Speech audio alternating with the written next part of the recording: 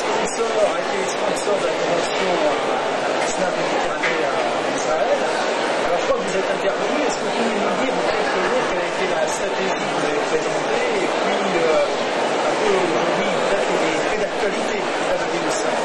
Alors en fait on a intervenu sous forme de speed meeting avec 11 tables et on avait 5 minutes par table lors de notre intervention. Et en fait, comme on n'avait que 5 minutes, il fallait être très synthétique. Donc j'ai présenté la stratégie d'Amadeus, notamment tout le contenu d'Amadeus à travers Amadeus In Platform, qui est l'interface pour les agents de voyage, à savoir l'aérien, l'hôtel, le rail.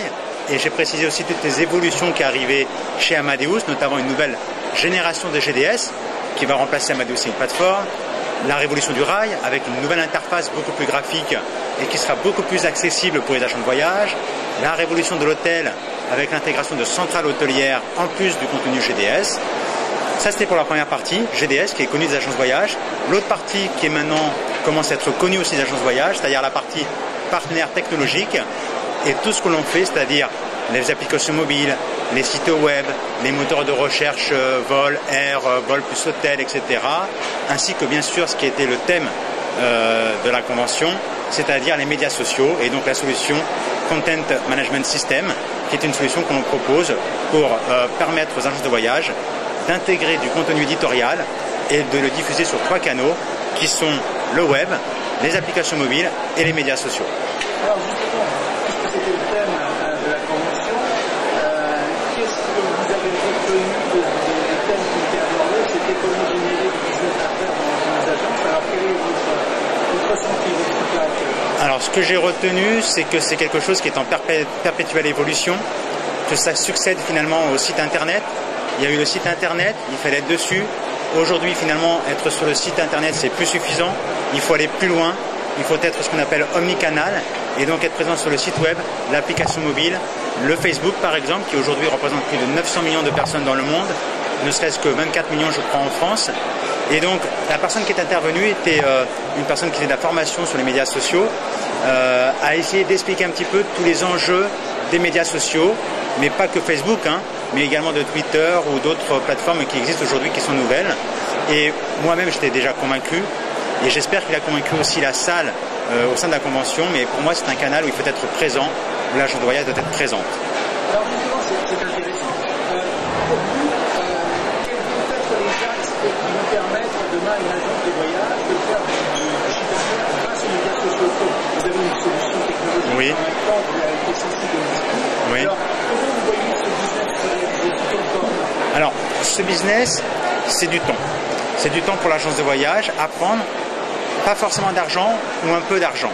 Pour moi, il faut absolument que les agences de voyage arrivent à prendre le temps de créer ce qu'on appelle une fanpage, notamment sur Facebook, d'animer ces fanpages pour un maximum intéresser les clients, qui sont déjà leurs clients d'aujourd'hui, mais ces clients d'aujourd'hui vont les aider à finalement développer le panel de clients qui vont venir sur leur site.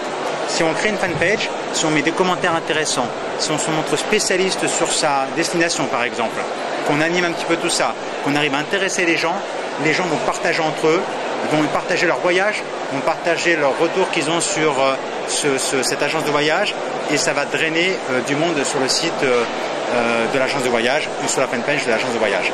Il ne suffit pas d'avoir des likes, des posts, ce qu'il faut vraiment c'est des commentaires. Ce qu'il faut vraiment, c'est que ces clients s'adressent à d'autres clients qui eux-mêmes viennent finalement adhérer à la fanpage. Et là, c'est un moyen incroyable qui peut aller très vite ou qui peut ne pas aller très vite du tout. Soit on a des succès, soit on n'a pas de succès. Mais s'il y a du succès, ça peut aller très vite. Et dans ce cas-là, on peut attirer énormément de monde sur son site et également en boutique. Alors, pour finir, cette convention, quels souvenirs vous en gardez? Comment était l'organisation? L'accueil? Je crois que on a passé 3 jours formidables, c'était du 5 au 8 septembre. Lucien est habitué à ce genre d'événement. C'était la première convention SNAV, regroupée avec les administrateurs qui sont Jean-Guy Bedeau, Yves Kimoun, etc., qui ont bien organisé tout ça. Très bonne ambiance, malgré qu'on soit avec nos amis de Travelport, de SAV. Toujours très bonne ambiance, on a pu rencontrer pas mal de monde, on a pu discuter autour de verres, on a eu du temps de se rencontrer au-delà du workshop.